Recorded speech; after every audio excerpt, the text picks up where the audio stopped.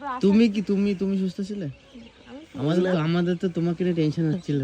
আমি আশা করি একটুখানি উল্টে হয়ে গেছিল, কিন্তু তাছাড়া সুস্থ ছিলাম। যাও, তুমি সুস্থ ছিল তো শুনে ভালো লাগলো। হার্ড ওয়ার্কের জন্য সুস্থ ছিল। না কি বলতো, রক্ত গরম তো এখন, ইয়াং জেনারেশন, ওই জন্য। ওই বলে না যে বয়সকালে এখন কামাই, বয়সকালে ঘুরবো, সময়তে না ঘুরে বয়সকালে বাড়িতে বসে বাড়ি পাহারা দেওয়াই ভালো। আর যখন বয়স তখন ঘুরো, এখন যদি না ঘুরি না বয়সকালে আমরা, এখন তো আমার দাদু দিদা যেতে পারছে, আমাদের সময় আমরা পারবো না যেতে। এখন তারা আগেকার দিনের মানুষ, তাদের এখনো জোর আছে, মনে জোর।